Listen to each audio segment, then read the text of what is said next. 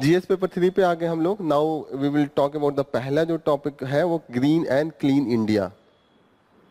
What is the green and clean India? इसका मतलब क्या हुआ ग्रीन एंड क्लीन इंडिया?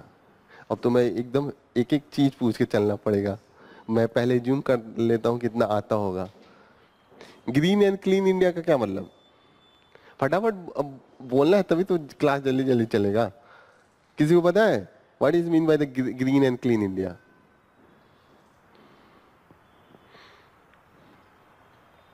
बताइए।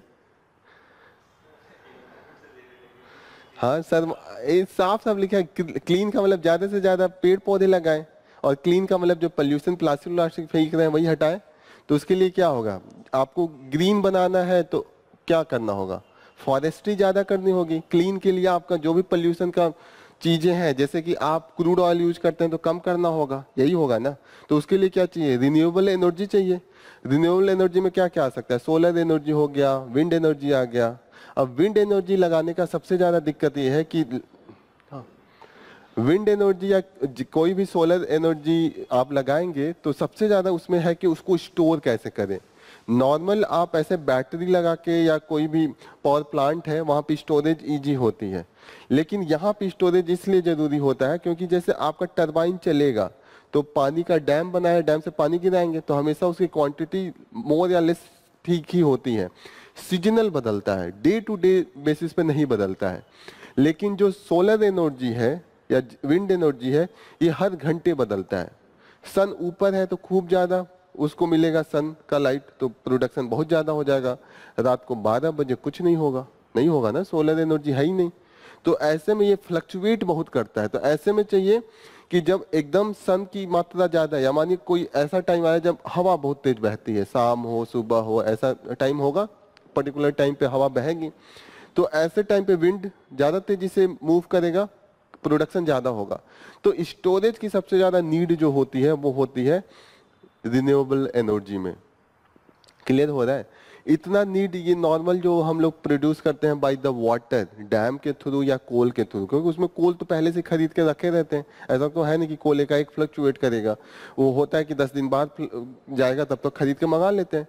लेकिन सन को तो बोल के नहीं कह सकते ना कि अब जरूरत है, चलिए सूर्य भगवान जल चढ़ा रहे हैं ऊपर आइए। तो that is we need the क्या? स्टोरेज। इसी को कहते हैं कि इसीलिए आपको जब भी क्रिटिसिज्म लिखना होगा या ये बताना होगा कि इतना नीड होने के बाद भी रिन्यूएबल एनर्जी हम नहीं प्रोड्यूस कर पा रहे हैं, क्या इसका रीजन है? तो एक है कि इंटरमिस जो इंटरमिटेंट होता है, इंटरमिटेंट का मतलब होता है कि कभी फ्लक्चुएशन, कभी बहुत ज्यादा कभी बहुत कम, ये इन सब एनर्जी में बहुत है। आप टाइडल से भी बनाते हैं तो टाइड भी लो हाई होता रहता है। जो टाइडल एनर्जी का भी यूज करते हैं तो वो भी लो हाई होगा, तो वहां पे भी इंटरमिटेंट है, एक साथ कंटिन्यूटी में नहीं मिल रहा है। तो सबसे बड़ा जो ड्रॉबैक है उसका यही है कि वो जो सोर्स है वो कंटिन्यूअस नहीं है, वो फ्लक्चुएट करेगा। नेचुरल रिसोर्स है, इसीलिए हमें स्टोरेज बनाना है। और स्टोरेज बनाने के लिए जो बैटरी की नीड होती है, वो स्टोरेज ऐसा तो है नहीं कि बस एक ट्रैक्टर चलाना है, 2 बल्ब जलाना है, वो तो पूरा गीगावाट में होता है। तो ऐसे में हमें जो टेक्नोलॉजी लगती है वो बहुत हाई ग्रेड की टेक्नोलॉजी लगती है, और उसमें जो यूज होता है वो क्रिटिकल मिनरल्स का यूज होता है। क्रिटिकल मिनरल्स एक दिन पढ़ रहे थे हम लोग, जैसे टंगस्टन पढ़ रहे थे उस दिन। तो ऐसे क्रिटिकल मिनरल्स इंडिया में नहीं होते हैं, बहुत कम होते हैं। 80% क्रिटिकल मिनरल्स हम कहाँ से लाते हैं? चाइना से लाते हैं। तो ये सबसे बड़ा इशू है, और इसीलिए यहाँ पे भी बोला गया है कि हमें ऐसे में टैरिफ जो होना चाहिए वो कम होना चाहिए। जो टैरिफ हम लगाते हैं दिस शुड बी जो बेसिक कस्टम ड्यूटी है, ये सब ऑलरेडी हाई है। तो इससे जब तक हम कम नहीं करेंगे तो अफोर्डेबिलिटी नहीं बन पाएगी। गवर्नमेंट 2019 में पीएम कुसुम स्टार्ट किया था। What is the PM Kusum scheme?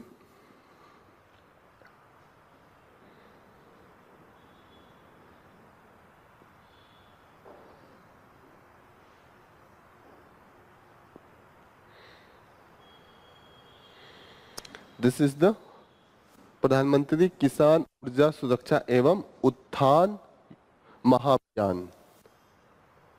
ठीक है, थोड़ा सा लंबा नाम है बट इजीली याद कर सकते हैं। किसान ऊर्जा सुरक्षा और उसका क्या करना है, उत्थान करना है। उत्थान में भी महाअभियान चलाना है। इसका मतलब ये है कि सबसे ज्यादा जो इलेक्ट्रिसिटी कंजप्शन होता है वो एग्रीकल्चर लेवल पे होता है, क्योंकि वहां पे जो किसान होते हैं उनको अगर इरिगेशन करना है तो पंप, वो पंपिंग मशीन चलानी पड़ेगी, जो बोरवेल से निकालते हैं ना, बोरवेल से तो पंपिंग सेट चलाते हैं तभी तो निकलता है। तो वहां पे अगर हम क्या करें, सोलर पावर का यूज करें या सोलर पंप का यूज करें तो क्या होगा, डिपेंडेंसी क्रूड ऑयल पे कम होगी। मेन इस स्कीम के थ्रू गवर्नमेंट यही चाहती है कि सोलराइजेशन ऑफ एग्रीकल्चर पंप, कि जितने भी फार्मर्स हैं उनको सब्सिडीज रेट पे सब, क्योंकि सोलर पंप का रेट बहुत ज़्यादा होता है, खुद तो किसान खरीदेगा नहीं। किसान गया, उसको पता चला कि 22,000 का सोलर पंप है और नॉर्मल जो इलेक्ट्रिसिटी इससे चलती है, जो हमारा ग्रिड लाइट है, जो हमारा ये प्रोड्यूस होता है बाय द हाइड्रो पावर और बाय द क्रूड ऑयल, तो उनको लगेगा कि ये तो 12,000 का है, यही ले लें। लेकिन उसमें यह है कि डिस्पाइट कि उसमें एक बार पैसा लगेगा, इसमें आपको पेट्रोल हमेशा देना पड़ेगा, लेकिन उसको लगेगा कि 22,000 बहुत डिफरेंस है, एक ही बार में 10,000 लगेगा तो कितना लगा लूंगा, एक बार करने के लिए 500,000 रुपये लगा के तेल में अपना सिंचाई कर लूंगा, जब होगा तो देखा जाएगा। लेकिन अगर गवर्नमेंट ये कह दे कि मैं 8,000 मैं दे दूंगा, तो 22,000 का 8,000 घटा के वो जोड़ेगा 14 है, 2-3 हजार लगाना है मैं लगा लूँ, तेल का रेट बचेगा। तेल का रेट तभी तक आप सोचते हैं जब तक आपके एफोर्डेबल रेंज में हो, वरना आपको लगेगा कि थोड़े बहुत तेल में जला लूंगा लेकिन एक ही बार तिगुना रेट नहीं दूंगा। तो यहाँ पे सोलराइजेशन पंप का जो है वो गवर्नमेंट अपना क्या देगी, सब्सिडाइज करके देगी। दूसरी चीज हम कर रहे हैं कि creation of decentralise solar power plant, मतलब जगह जगह सोलर पावर प्लांट, जैसे होता है ना कि गवर्नमेंट खुद ही एक हाई लेवल का बनाए, क्योंकि स्टोरेज का इश्यू है। जैसे मैं अपने छत पे लगा भी लूँ सोलर प्लांट, लेकिन मेन होता है कि बैटरी कैसे मेंटेन किया जाए। लेकिन अगर गवर्नमेंट खुद सोलर पावर प्लांट कहीं पे लगा के और उसकी सप्लाई दे, तो उससे भी तो जो किसान ये वाला एनर्जी यूज करता है, ये क्रूड ऑयल और द हाइड्रो वाला, वो कम करेगा। समझ में आ रहा है? क्योंकि उससे ग्रिड कनेक्टिविटी भी तो मिल जाएगी, वो अपना वहीं पे अपना स्टोरेज करेगा, जब जरूरत होगा तो यूज करेगा। तो government decentralisation of solar power plant की भी बात कर रही है, और बूस्ट रिन्यूएबल एनर्जी एडॉप्शन, वही सब्सिडीज के थ्रू या जो भी वो प्रोवाइड करें उसके थ्रू बूस्ट करने का कोशिश कर रहे हैं। तो यही इनके कंपोनेंट हैं, ठीक है। ये grid connected solar power plant का मतलब समझ में आ रहा है? ग्रिड का मतलब क्या होता है, तारों से कनेक्टेड। ग्रिड के लिए क्या होगा, एक आपको स्टोरेज पास में लगा के रखा होगा। आपका माने सोलर रूफ टॉप लगाया है, तो अगर आप में हो रही है प्रोडक्शन, तो आप अपने घर का जो प्रोडक्शन है वो किसके थ्रू कनेक्ट कर सकते हैं, ग्रिड के थ्रू। ग्रिड में जाके स्टोर होगा, जब आपको जरूरत होगी तो दे देगा, यही है ना। This is the main purpose of this scheme. क्या अभी हम लोगों ने पढ़ा है PM Kusum. What is the PM Kusum?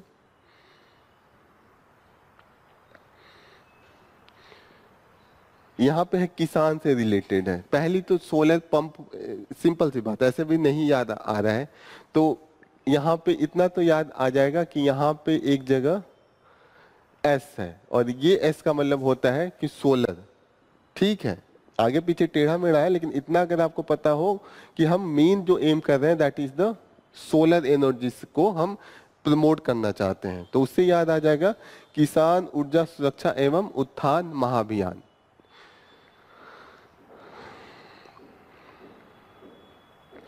Shipping industry को हम प्रमोट करना चाहते हैं, क्योंकि हमारा जो ओवरऑल कॉस्ट शिपिंग में है वो बहुत हाई आता है, और इंडिया इसीलिए जो ट्रेड मार्केट में हमारा, अगर मानिए आपका ट्रांसपोर्टेशन कॉस्ट हाई हो, तो आपका जो ओवरऑल प्रोडक्ट होगा विदेशी मार्केट में महंगा पड़ेगा, लोग नहीं खरीदेंगे।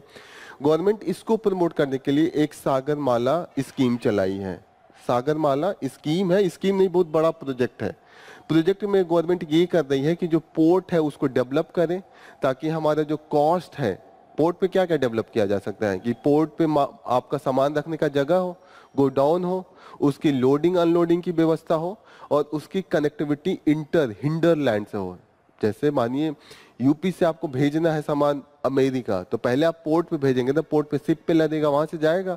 तो यूपी का मानिए आपको यहाँ गोरखपुर से भेजना हो, तो कनेक्टिविटी भी तो चाहिए।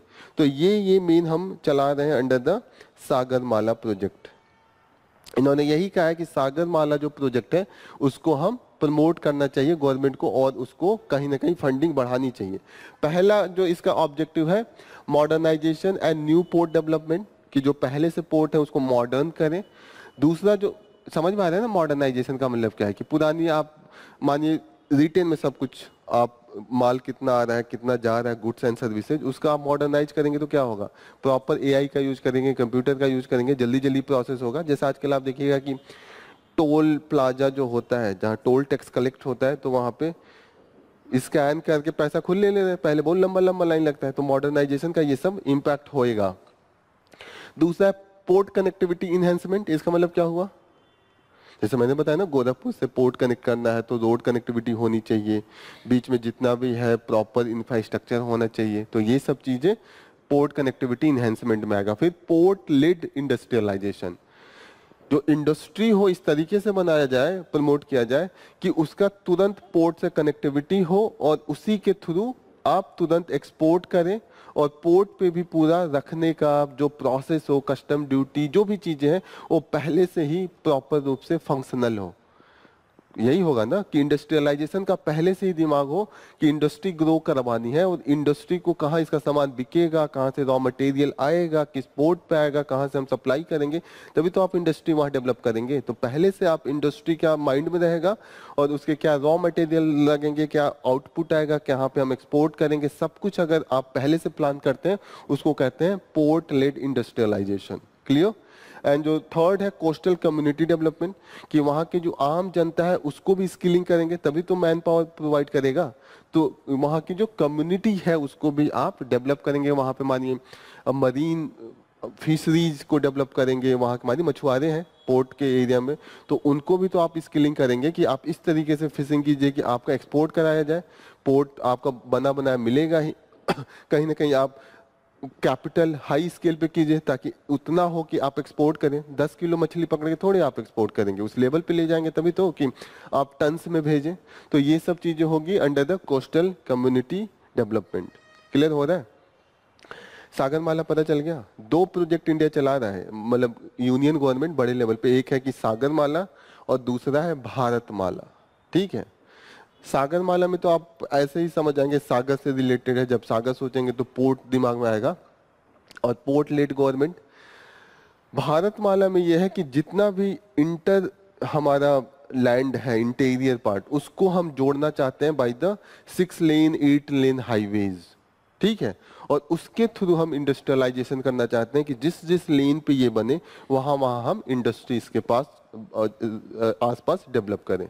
Bharatmala it is the road, mainly road पे फोकस कर रहे हैं। वो भी जो जो अभी हम गोल्डन क्वाड्रिलेटरल चला रहे हैं ना, अभी चारों महानगरों को जोड़ने का जो प्रोजेक्ट चला रहे हैं वो सब भारतमाला के थ्रू ही हम डेवलप कर रहे हैं। भारतमाला के थ्रू ये भी डेवलप कर रहे हैं कि जो बॉर्डर एरिया है वहां पे भी हम smooth transportation by the road हम डेवलप करें। रोड के साथ साथ इसमें अभी हमने रेलवे को भी कनेक्ट किया है कि फ्रेट कॉरिडोर भी बना लें। ठीक है। तो समझ में आ रहा है what is the Bharatmala, what is the Sagarmala, क्योंकि ये कंफ्यूजिंग है, दोनों में माला है लेकिन एक है इजिली आप याद कर सकते हैं, सागर से पोर्ट और भारत से भारत का ऊपर वाला ये पार्ट भारतमाला हो जाएगा। The kind of job needed for the विकसित भारत गोल्स, तो यहाँ पे मेन डिस्कशन इस आर्टिकल में इन्होंने ये किया है कि मेन इंडिया को चाहिए कि जो नौकरी दे उस तरीके का इंडस्ट्री हमें लगाना है, कैपिटल इंटेंसिव नहीं लगाना है।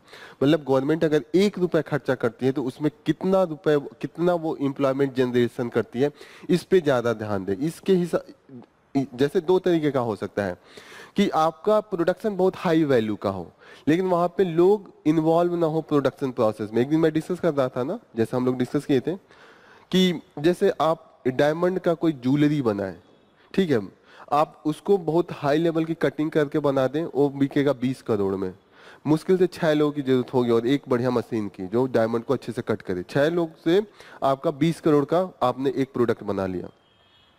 लेकिन आप अगर चिप्स का बनाते हैं, फैक्ट्री खोलते हैं या कोई चावल का पैकेजिंग करके भेजते हैं, तो उसमें एक ट्रक जो चावल होगा मुश्किल से आपका आएगा 10 लाख में।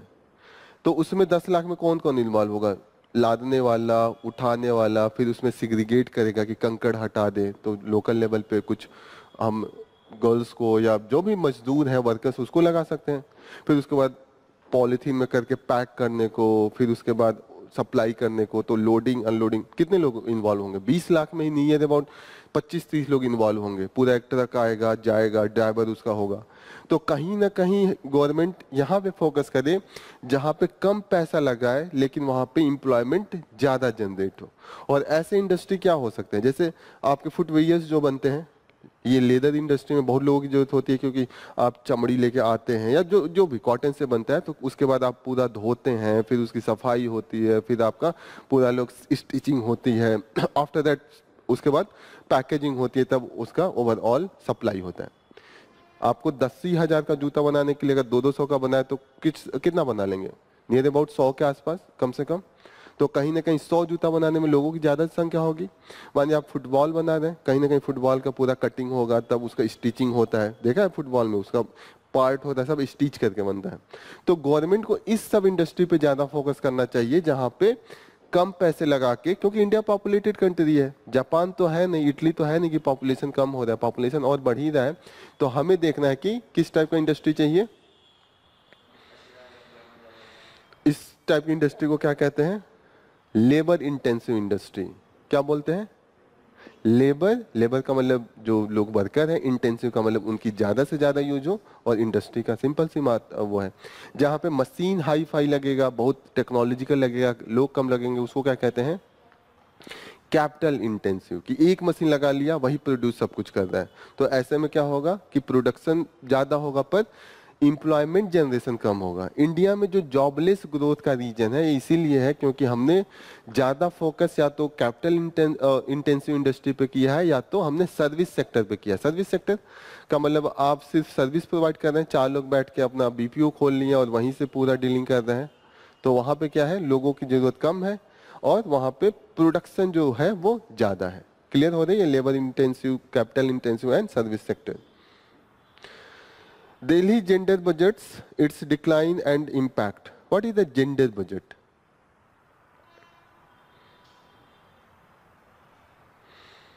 यहाँ पे जेंडर का मतलब क्या हुआ? मेल फीमेल, सिंपल सी बात है। बजट का मतलब आपने बजट बनाया। अब मेल फीमेल में जेंडर किस, अगर जेंडर और हम बजट को जोड़ रहे हैं तो कहीं ना कहीं वो जो वीकर सेक्शन होगा उसी को इम्पावर करने के लिए बजट का यूज करेंगे, वही होगा जेंडर बजट। तो जेंडर बजटिंग का मतलब होता है कि बजट का प्लान इस तरीके से किया जाए कि जो समाज में मेल एंड फीमेल के बीच में जो गैप है, मानिए कि जॉब में कम गैप वो है, गैप ज्यादा है, फीमेल को कम जॉब मिल रहा है, तो ऐसे आप प्लानिंग करके अपना बजट बनाइए कि ऐसे इंडस्ट्री में ज्यादा आप फंड दें जहां पे वीमेन्स फीमेल्स को ज्यादा से ज्यादा जॉब मिले या उनका एम्पावरमेंट ज्यादा हो, उनकी स्किलिंग ज्यादा हो। जैसे मानिए वीमेन्स की जरूरत होती है, कुछ स्पेसिफिक नीड है, जैसे सैनिटरी पैड है, तो किसको ज्यादा नीड है? वीमेन्स फीमेल्स को। तो आप इस तरीके से बजट बनाइए कि उस स्कीम को ज्यादा पैसा मिले। मानिए कोई स्कीम चला रहे हैं जिसमें आप सैनिटरी पैड डिस्ट्रीब्यूट कर रहे हैं, तो अगर आपने उसको ज्यादा फंडिंग किया तो एक तरीके से वो जेंडर बजटिंग हो गया। जैसे आप स्कॉलरशिप के लिए स्कीम निकाल रहे हैं, उसमें आप स्कॉलरशिप वीमेन्स को ज्यादा दे रहे हैं तो जेंडर बजटिंग हो गया। जैसे वीमेन्स को कुछ स्किलिंग कर रहे हैं कि एक कोई प्रोजेक्ट चला रहे हैं सेल्फ हेल्प ग्रुप, उसमें आप इतना पैसे दे रहे हैं, इंसेंटिव दे रहे हैं, और उसमें फीमेल्स को आपने स्पेसिफिक रख के किया, तो वो भी क्या होगा? Gender budgeting. तो what is the gender budgeting?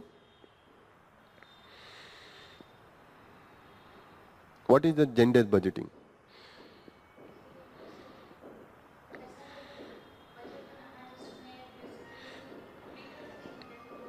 खासकर फीमेल का, या राइट, कि बजट प्लानिंग इस तरीके से करना है, इस तरीके से प्लानिंग, फंडिंग, एग्जीक्यूशन इस तरीके से होना चाहिए कि जो गैप है जेंडर्स के बीच में वो आप फिलअप कर सकें। मानिए मेल का ज्यादा रिप्रेजेंटेशन है किसी चीज में, तो कोशिश किया जाए कि फीमेल का भी बढ़ावा दिया जाए। मेल का हम कट नहीं करेंगे, बट फीमेल में हम ज्यादा इनपुट प्रोवाइड करेंगे, ज्यादा फंडिंग प्रोवाइड करेंगे। यही है जेंडर बजटिंग। ठीक है, तो अभी हम लोग जब बजट देखेंगे तो इसमें देखेंगे कि कौन कौन से प्रोविजन के थ्रू हमने जेंडर बजटिंग इंक्रीज किया है।